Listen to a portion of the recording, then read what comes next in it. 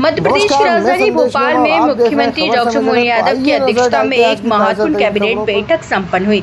इस बैठक में राज्य विकास, सुरक्षा और प्रशासनिक सुधारों को लेकर कई अहम फैसले किए गए।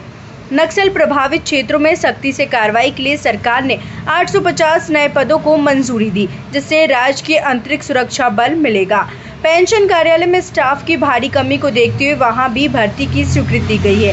हालांकि सरकारी कर्मचारियों के प्रमोशन को लेकर कोई ठोस निर्णय नहीं लिया गया, लेकिन मंत्री कैलाश विजयवर्गीय ने संकेत दिया है कि आने वाले समय में इस दिशा में निर्णय संभव है। किसानों को बड़ी राहत देते हुए सरकार ने जानकारी दी है कि इस वर्ष 8,76,000 किसानों को अब तक 81 लाख मैट्रिक टन गेहूं की खरीदी हो चुकी है, जो पिछले साल के मुकाबले दुगनी है। जिन किसानों ने स्टॉल बुकिंग कर ली है, उनसे 9 मई तक उपार्जन जारी रहेगा। अब तक किसानों को 16,500 करोड़ रुपए का भुगतान किया जा चुका है। शिक्षा के क्षेत्र में भी बड़ा फैसला लिया गया। नई शिक्षा नीति के अंतर्गत असफल छात्रों को दोबारा परीक्षा देने का अवसर मिलेगा, जिसकी संभाविता तिथि 17 जून के आसपास तय की गई है। यह निर्णय राज्य में शिक्षा की गुणवत्ता सुधारने और छात्रों को दूसरा मौका देने की दिशा में एक सकारात्मक पहल है।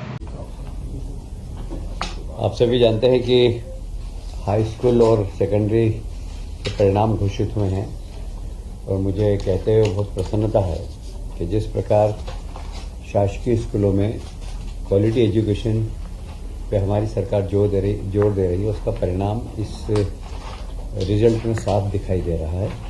हाई स्कूल में इस बार लगभग 9,36,225 विद्यार्थी शामिल हुए थे और 76.22 मतलब 22% नियमित परीक्षार्थी उत्तीर्ण हुए हैं, जिसमें गवर्नमेंट स्कूल का परीक्षा फल 77.59% और अशासकीय विद्यालयों का 74.20% रहा है। ये जो हमारी सरकार ने शासकीय विद्यालय में क्वालिटी एजुकेशन इस दिशा में जो काम किया, उसका परिणाम है कि शासकीय विद्यालयों में इस बार परिणाम काफ़ी अच्छा रहा है। और जैसे हमारे देश के प्रधानमंत्री हमेशा कहते हैं महिला सशक्तिकरण, तो यहाँ पर भी हमें साफ दिखाई दिया। प्रावीण्य सूची में सर्वाधिक अंक कुमारी Pragya Jaiswal Glorious Public High School Singrauli द्वारा 500 में से 500 नंबर मिले। इस वर्ष नई शिक्षा नीति के अनुसार किसी भी विद्यार्थी को सप्लीमेंट्री नहीं दी गई, बल्कि नई शिक्षा नीति के अंतर्गत एक अवसर सभी परीक्षार्थियों को दिया जाएगा। जो पास हो गए वे भी यदि अपना परसेंटेज बढ़ाना चाहें, अपने आप को अपग्रेड करना चाहें, तो 1 महीने बाद परीक्षा दे सकते हैं। और जो पास नहीं हो सकें वे यदि पास होना चाहे तो 1 महीने का अवसर है।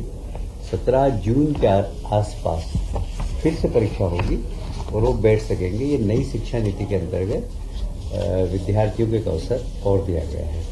मध्य प्रदेश ऐसा करने वाला देश का तीसरा प्रदेश है और हमें ये बताते हुए प्रसन्नता है कि उसी प्रकार हायर सेकेंडरी स्कूल में भी लगभग 6,97,039 परीक्षार्थी शामिल हुए। इसमें भी 74.48% नियमित परीक्षार्थी उत्तीर्ण हुए हैं। यह परीक्षा परिणाम विगत 15 वर्षों में सबसे सर्वश्रेष्ठ है। मैं फिर कहना चाहूँगा कि हमारी सरकार ने इस बार स्कूल एजुकेशन में क्वालिटी एजुकेशन दे हम इस पर जोर दिया था। उसका परिणाम है कि हमारे जो बच्चों के रिजल्ट हैं वो बहुत अच्छे आए हैं। और इसमें भी मुझे कहते हुए बहुत प्रसन्नता है कि शासकीय विद्यालयों का परीक्षाफल फिर से 75.79% एवं अशासकीय विद्यालयों का 72.47% रहा। मतलब इसमें भी शासकीय विद्यालयों में बच्चों ने अच्छे नंबर मारे हैं।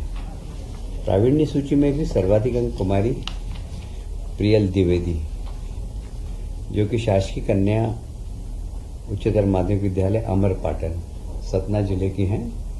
उन्होंने 500 में से 492 4292 अंक प्राप्त किए हैं।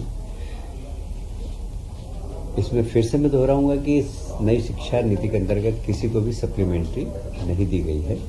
1 माह बाद वो फिर से जो फेल हो गए हैं वह अपना रिजल्ट सुधारने के लिए नई शिक्षा नीति 2020 के अंतर्गत द्वितीय अवसर उनको मिलेगा और वो परीक्षा का आयोजन हम जून 17 के आसपास करेंगे। मुझे ये बताते हुए बहुत प्रसन्नता है कि गेहूं के उपार्जन में मध्य प्रदेश ने इस बार फिर से रिकॉर्ड तोड़ खरीदी की है। पिछली बार हमने लगभग 40 लाख मैट्रिक टन के आसपास की थी, पर इस बार जो बोनस प्रोत्साहन राशि दी है 175 प्रति क्विंटल, उसके कारण लोगों ने बाजार में गेहूं नहीं बेचा और शासकीय खरीदी केंद्र पर जाकर गेहूं बेचा है। Point number 1।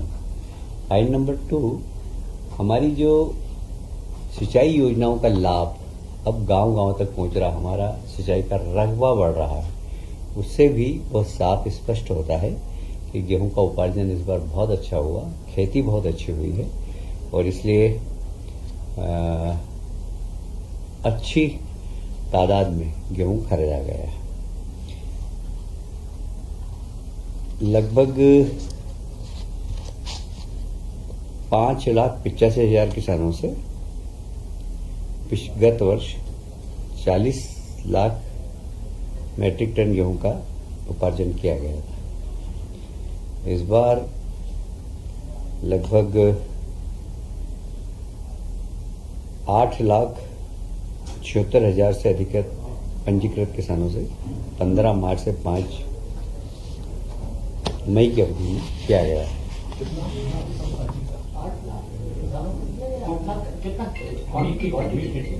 क्वांटिटी यह है 76 लाख मैट्रिक टन।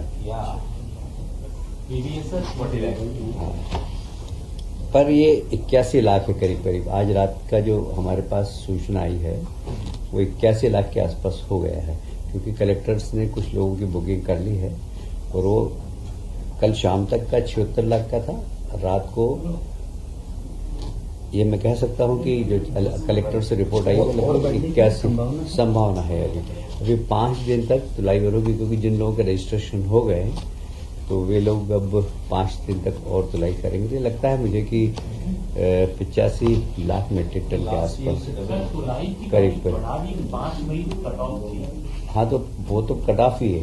30 मई की रजिस्ट्रेशन थी और खरीदी तक 5 मई। क्या 5 दिन और बढ़ा दी गई? 5 दिन नहीं बढ़ाई गई है। हमने जो जुलाई से बाकी रह गए उन लोगों का रजिस्ट्रेशन कर लिया और हम तोलेंगे आगे 5 दिन तक और, मतलब कोई किसान वंचित नहीं रह जाए, इसका उद्देश्य है। इसमें लगभग 16,472 करोड़ का भुगतान किया जा चुका है। अभी आपको मालूम होगा सीतामऊ में कृषि उद्योग समागम का आयोजन किया गया।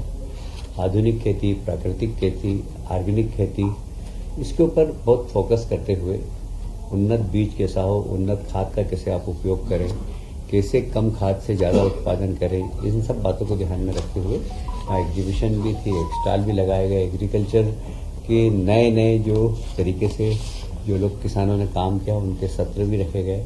उन सब किसानों ने अपने अपने अनुभव किसानों के साथ शेयर किए और इसी प्रकार के देखिए हमारा जो मुख्य जीडीपी हमारी जो बढ़ती है वो खेती से बढ़ती है और खेती अगर उन्नत होगी तो हमारी जीडीपी भी बढ़ेगी और इसलिए हमारी सरकार इसके ऊपर बहुत फोकस कर रही है और माननीय मुख्यमंत्री जी स्वयं रुचि लेकर इन सब स्थानों पर जाकर और किसानों से मिल रहे हैं, किसानों से राय ले रहे हैं, किसानों के किस प्रकार की उनको तकलीफ है उसका आकलन कर रहे हैं और सरकार उनको किस प्रकार मददगार